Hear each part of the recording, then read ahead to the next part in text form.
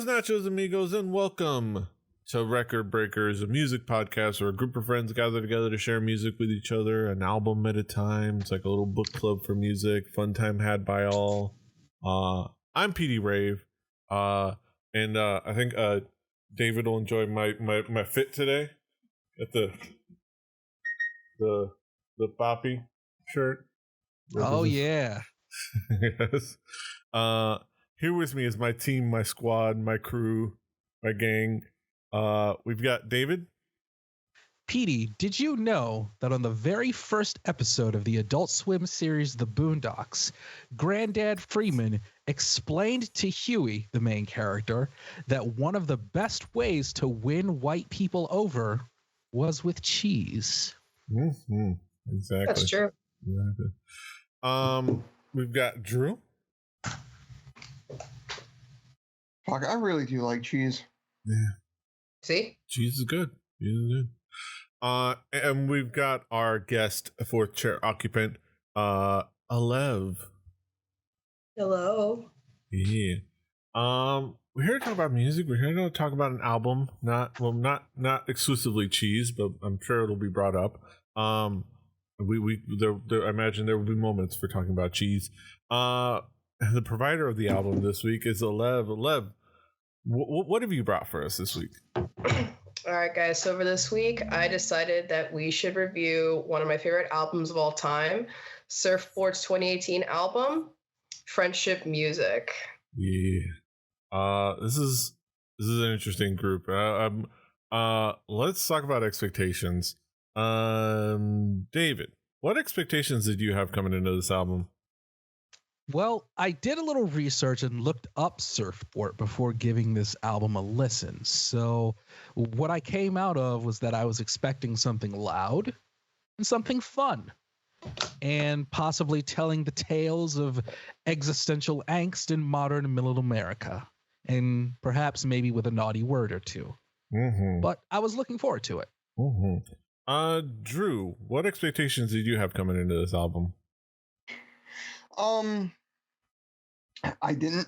I had basically what I could go off of on Spotify, which seemed like, oh, they're a punk band, and that's what I got. They're a punk band, and it looks like their front person maybe having a voice that is not male, which doesn't always happen in punk. So I was interested to get into it. Mm-hmm. I was looking forward to hearing what this, because while we were hanging out with our gang, with our crew, I had been talking with Alev about bands that we want to enjoy, what albums we enjoying, and she had mentioned that one of their favorite albums was Surfbort's, this one, Friendship Music, and I'd saved it, intending to listen to it. So I was looking forward to sitting down and mulling it over and examining it with a fine-tooth comb. Alev, how would you describe this album musically? So I think musically, every song takes you on a bit of a journey, right? I would say that for every song, it sounds different from the other. Some tend to sound heavier than others, as opposed to others sounding more melodic, more lightweight to, when you hear it. So I'd say it's a very versatile sounding album, if I'm being honest, but it still maintains that punk, or rather that maybe you can describe it as glam punk sound. I remember hearing that term glam punk at one time, and I was like, actually, I've never heard this term before. That actually perfectly describes what this band is like, especially aesthetically. So I feel like it's very different from many of the other punk bands that I've heard before previously. So I found this to be quite an interesting album when I gave it a first listen. Mm-hmm. David, how would you describe this album musically? I would describe this album musically as very, very good and very, very in-your-face punk rock, but not in the way that it was confrontational, or abrasive or aggressive, but it was also still very friendly and welcoming. And I think I got the vibe from this band that they're very much about inviting everybody in to have a good time, except if, you know, you don't get it, which I'll talk about with one of the tracks later. Mm-hmm. But I think that I felt a welcoming that I hadn't felt from a lot of punk music before. I felt welcomed in, and I felt like I was in for a good time. Mm-hmm. Drew, how would you describe this album musically? Well, this is actually one of the harder albums I've had to like put thought to, and not because it's awful and I don't want to say bad things. It's great. It is a good album, and it reminds me of everything I like about punk rock. It's brash. It's in your face. It has a message, and it cuts all the fluff and all the corners to get you that message in your face as quickly as possible. There is not a 3 on the minute marker on any of these songs. It is a fast punk rock record. It reminds me, the first thing that came to mind, which is a kind of an offshoot and a tangent, but the first track, like the first thing that came to mind was the Star Fucking Hipsters, or Leftover Crack. I like Star Fucking Hipsters a little better, but that's besides the point. Choice. My personal taste. But like Alev said, it goes other places. It doesn't stay strictly in that milieu. And also, like I said, it has a lot to say. And as I alluded to, it's nice to hear punk rock, especially a lot of modern punk rock that's coming out. These guys formed in 2015, I think my research said. So a younger band, all in all. I feel like a lot of the younger bands, you're getting a lot of new voices. You have that old guard of your Greg Gaffins and your Henry Rollins and all that stuff, and they look a particular way, maybe more like me. And getting anger and getting the viewpoint of that from a variety of people is always a good thing. These people are mad about a lot of things, but like David said, it never gets to the point of feeling. They're not mad at the listener. Right. They understand that you're coming along with this in a way. They're welcoming all kinds, unless you're an asshole, which is fine. I would like to think that I'm the same way. Yes. So. Mm-hmm. Yeah, I think this is really brash and really loud punk music.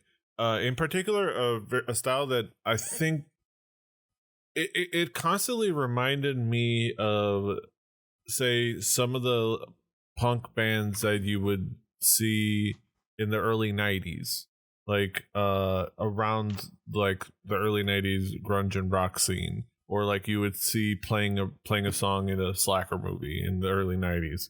I feel like especially a couple of the songs just kind of fit right in that sound, and not just aesthetically, but the approach and the musicality of it just fits right in, of the grunge adjacent but not actually grunge in any way punk bands of like the early 90s that you would see around. And that's one of the things that I really liked about that. But definitely, like, like Drew said, they are short tracks, 16 tracks in the span of less than 30 minutes. They don't overstay their welcome. I feel like it's very fun. Like, it is a very fun album of punk music. Very much music that I can I imagine almost guarantee that is amazing to see live, and to see them perform. It is very very fun. I feel like this is a random thing. I feel like this is the kind of band that would have like had a random cameo on Adventures of Pete and Pete. Like, yeah. Oh man. Like they would have been there, and we were like, you as a kid were like, oh, this is cool, and they would have like played their like cleanest track, and like somewhere, or like they would have just been around, and like, and then you look back at it later, it's like they were on Pete and Pete, like, and like it would be that kind of like moment, like 15 years later. But of course they were on Pete and Pete. Yeah. That makes perfect sense. Exactly. And I feel like that's if I could like sum up the feel and the sound, is like I feel like that's one of the biggest things that I could think of right there. But yeah, let's talk about specific tracks. Let's key in on some of the tracks. Alev, what would be some of the key tracks for you? So since this is like my favorite album, that's a really hard question for me. So I probably have to say, like, I think the one track I listen to the most would probably be like Slushy. Like, I love Slushy. It's just, I love like the sound in the beginning. Like, if that sounds like super melodic. And I love how like it starts off that way until it starts to pick up and it gets very like high energy. I don't know. I just love the lyrics. Like, I think they're fun to sing along to. I feel like there's not much that I can say other than I just love like jamming to that song. Yeah.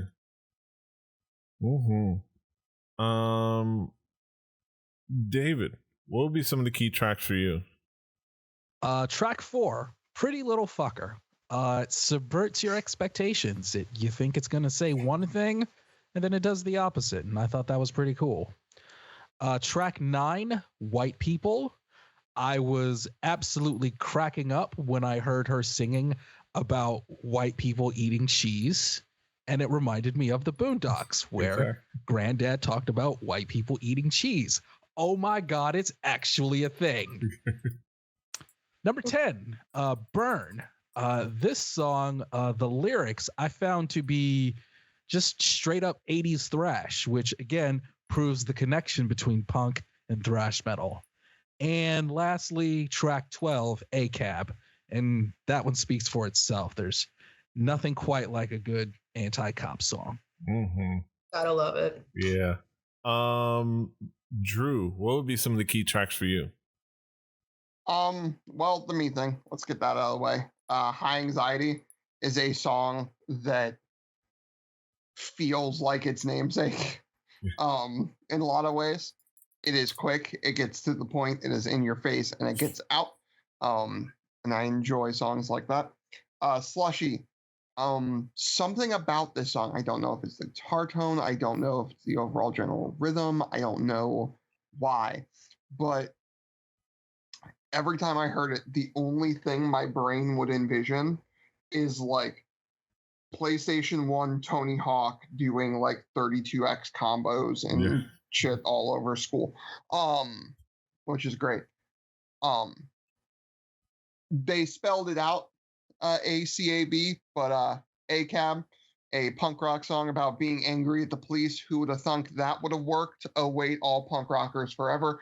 And then Selfie, the first minute and 5 seconds, that like morose nihilism to the whole thing, I think is perfect. The song gets quicker in the second half, and it's still good, but that first minute and 5 seconds is, I think, one of the most perfect encapsulations of like this album. I think for me is just like they're saying stuff and they're angry about it, but they're not angry at people about it. They're just angry at the situation and want it to get better, which I think is the best type of way to do that kind of album. Why I still listen to a band like Bad Religion and not Anti-Flag as an example. Same. Yeah. yeah, like what Drew said about High Anxiety, it just is a great starter to the album. It is what it says on the tin. It's about anxiety, and it's a very anxious song. Slushy is a really solid song.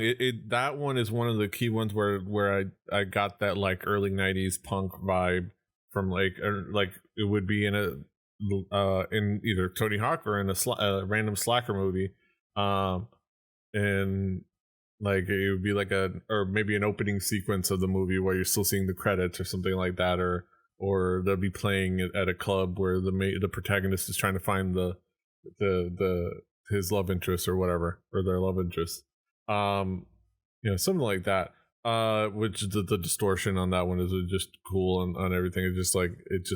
I think the distortion of the vocals and the music really kind of like solidified that feeling, because I think like it brings it back in because everything else on the album is a lot higher in fidelity than high fidelity if speaking of movies, then I think probably some of the music from like the early days, but that one with the distortion kind of like is that next little piece of the puzzle that makes it really sick in there. Lesbian Love. I just like the name. Oh, yes. It's about lesbians. Yes, exactly. That one is I just like the name. I just like no. I can never tell when like David has an actual revelation or not. He's just having fun. You're getting work, brother. It is that I just like the name. I just want to talk about, and also it's a really good song. I think like the ACAB is definitely not just like it's a great song about being angry at the cops. I like that that's like the first one where you might get the sense that this one might be a newer album. I think if you're like, oh, this might be a like more current because it's called ACAB. But it's still, if it wasn't just for that, if you had no context of that catchphrase, it would still be timeless because it's, fuck the police. Fuck the police has been a standard in a lot of music, especially punk. And it just fits in the milieu, just alongside 45 as well for similar reason, like because hating fascists that suck is also a big part of punk rock music history. I think those 45 like it seals it of that feeling. But yeah, it is all kind of timeless. Let's bring it back around the horn, talk about some conclusive thoughts. David, what would be your conclusion on this album as a whole?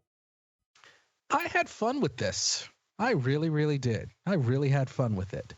Surfbort has a cool factor that I really, really respect. I feel like I would not be cool enough to go to one of their shows, but they might be okay with me being there anyway. It's not in a bad way, but I'm probably not cool enough to go to one of their shows. They've got a ton of energy. Their singer yells with no fear, and I really respect it. I respect all of this, and I really had fun with it from start to finish. This is one of those times where I bring up one of those issues I have with punk rock when I say it was too short. It was way too short. I could have done with more of this. I could have absolutely had more of this. It was not mean-spirited or hostile towards the listener, and it was good, loud, and fun, and it was just the right kind of thing. And the worst thing I could say is that I wanted more of it when I was done. Drew, what would be your conclusion on this album as a whole? I struggled with a conclusion probably my first 3 or 4 listens through. But I thought of something through my final couple today while I was at work. And this might be coming off the fact that like Silent Hill released like 6 different things yesterday, and it clicked in my head. Timestamp. Yes. Why are we timestamping Silent Hill? This reminds me, this is nostalgic for me in a way. I haven't listened to punk rock of this type in a while. Not for any other reason than it just not falling into my regular rotation. But it was something that I was very much into as a kid. And how this sounds and how everything is pieced together, it's pieced together really intelligently. The fidelity of it is really good. And part of that is coming from the fact that for microphones, digital audio workstations, all that sort of stuff has come way down in price and is way more accessible. So you have these punk rock bands that can actually do good work and like put out a high fidelity record, and it just doesn't sound like some 8-track recorder in the corner of a room. Not that I don't appreciate that stuff, but it's like when a video game gets a good remaster and you're playing it again and it's how your brain remembers it and not what it actually was. This is sort of how my brain remembers like Mike V and the Rats. This is how my brain remembers like Star Fucking Hipsters. Like is how this sounds. And I think that's really cool. And you get a new voice in punk rock, and new voices in music I will always champion till the end of time. Especially in this type of like, obviously like socially and politically charged sort of corner of music. I will always appreciate. It's weird that this type of band worked with Gucci, but you know, it kind of works. Mm-hmm. Yeah. And there's something fitting about the fact that members of Blondie like have talked about the their fans, and like that's in the part of their Wikipedia. Obviously, we're looking at that. Blondie has always appreciated like sort of misfit, out of the way music. Like, yeah. It's really cool. There's an article on the Guardian that's linked there. It's like why do Blondie, The Strokes, and Gucci love punk band Surfbort? And it's like, okay, that's cool. Like that works. They also sometimes work with like L7 too. Yeah. I know that they like meet up a lot. And again, that's one of those quintessential like early '90s like punk bands that had that sound that I'm thinking of, like that early 90s, like they play at those shows that would be on, you know, a movie, like they would be on the same radio station as all the grunge stuff, but like it was that particular punk rock sound, and I think that it's a very fitting. And this is really good, angry, loud femme punk rock, which I'm always a fan of. It is it has a great attitude, and it is enjoyable. I'm glad everybody enjoyed it, because I was like, this is one of those like, is everybody going to be into this? Like, oh my god, that was like my actual concern, because like I haven't really shown people a lot of people this band, because I feel like it's super weird, or very like out of the box. So I was kind of like nervous that it'd be kind of like y'all wouldn't be sure about it. But I'm really glad to hear that you guys liked it so much. Yeah, and like that was what I was thinking. Was like, man, this is really good. I hope the other guys like it, because this is like for like that feel and that style, and I want to go, and I want to be at a show and jump around to the music and sing along, and like be around other people that enjoy this band. Like this is a really fantastic punk rock record, and I think it shows a lot of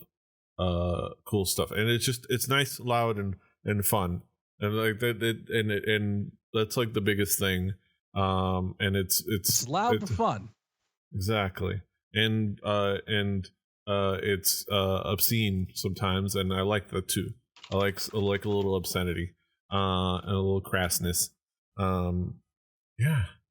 Last but not least, Alev, what would be your conclusion on this album as a whole? So many conclusive thoughts that I have. I don't know. Other than I just love this album to death. Honestly,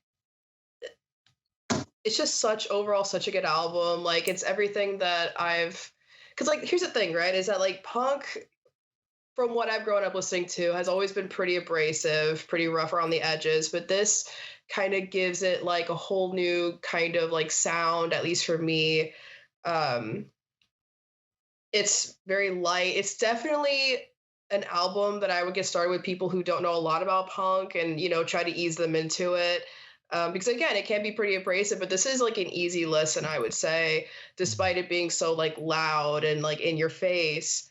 But it's still like, despite the fact that it's like pretty easy to listen to, at least in my opinion, it's still friendly. It's still,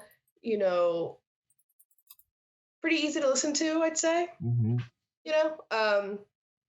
But overall, yeah, I just think this album is like perfect from start to finish, Yeah, it is a really solid album. If I'm gonna throw out when I think of like my example of like saying like how much I love really nice, loud, aggressive, femme punk. I could talk about like how much I love an album band we talked about before, so we can't bring it up again. But I love bringing up Billy Carter. Is I'd say honestly I would tell you Alev, that Billy Carter would be I don't know if I've already mentioned, but that'd be an amazing band for you to check out. I'm trying to remember what the name of the album is. I'll find it. It's like the album that we'll find it. Yeah, we'll find it. Yeah. Awesome. But yeah, they're really cool. They're Korean femme queer punk rock goodness, like and like all into one, and then they're fantastic. But yeah, that's one of those things that I kept thinking of. I'll make sure to check them out. Also, if you guys love this band, you should definitely check out Amel and the Sniffers. If you guys haven't heard of them, they're like an Australian like punk band with a female front as well, and like they work with Surfbort quite a bit, and they have like a pretty similar sound, but they're also super fun to listen to. Mm-hmm. So like definitely give them a try. What was their name again? Amel and the Sniffers. Okay. Amel and the Sniffers. I don't know why. Okay, got it. My Fire TV Cube's Alexa reacted to that, to me talking. I don't know that one. All right. Those are our thoughts on Surfbort's album. Surfbort's friendship music. Now we get to the main event of the evening, the moment we've all been waiting for, our haiku reviews, where we sum it all up in the poetic form of the 575. Let's get down to the nitty gritty. Haiku numero uno. David, what is your haiku? Come on. Some good punk rock noise. Aggressive, not abrasive. Thanks, Alev. Not bad. Welcome. Drew, what is your haiku? Grab your skateboard deck, drop in and crank the music, but also listen. My haiku: loud and obnoxious in all the very best ways. Let's go break some shit. And last but not least, Alev, what is your haiku? All right. I held a flower, thinking now in retrospect, the flower held me. You know, it's funny I picked this one because Surfbort also has a song called Flower of Hate. So I was like, oh, that's kind of fitting in a way. Yeah, it works.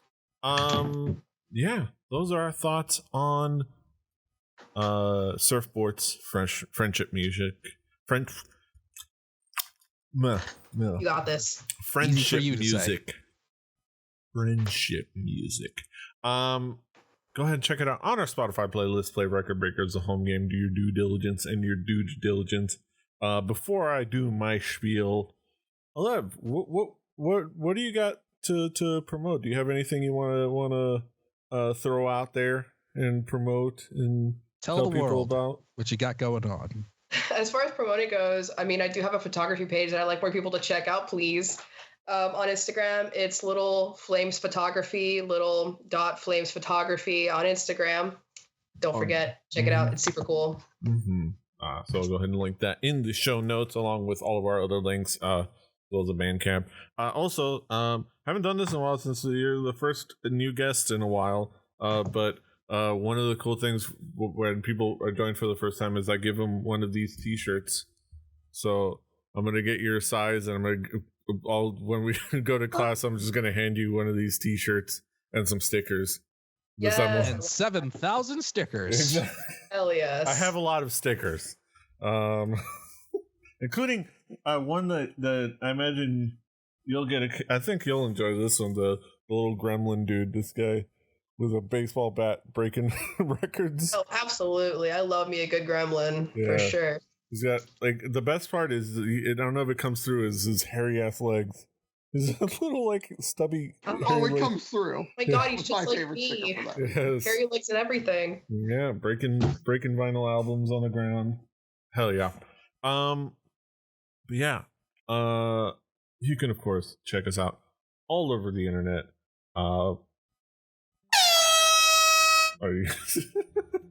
That's the wrong thing. That's a horn. David is at Call Me DJM. Drew is at X2X. Alev is at Mercury Hymn or Little Flower. What was that? Little dot flames photography. Little dot flames photography. So go check that out. I'm at PD Rave. The show's at 4 Record Breakers. That's the number 4 Record Breakers. RecordBreakersPodcast.com. RecordBreakersPodcast@gmail.com. Rebelli.net for this and other shows. Rebelli TV on YouTube and on Twitch. You can watch us live doing this podcast, doing Through the Tomes, our D&D show. We just wrapped up the official campaign for The Witcher, so we're but we still got more Witcher to do. I beat the game, but there's still a ton more to do because there's DLC, so be sure to check that out. Me and Daisy playing Witcher. Also, be sure to look out for a possible new show stream about breaking open cards. I've got some retro cards here, some 1989, 1990 cards that I might be opening. And of course I'm gonna, because now I'm a baseball card now. I'm a card guy now. So box breakers, if anything. You and Logan Paul cracking those packs. Yes, exactly. But yeah, check out all those things. Follow us, find us where you find podcasts. Do all the things, like, share, subscribe, all of the things. Until next time, hasta los huevos. You know, someone just called my phone, then they hung up. They called my phone, they sneezed, coughed, and then hung up. I'm really getting sick and tired of all these cold calls. Exactly. Annyeong.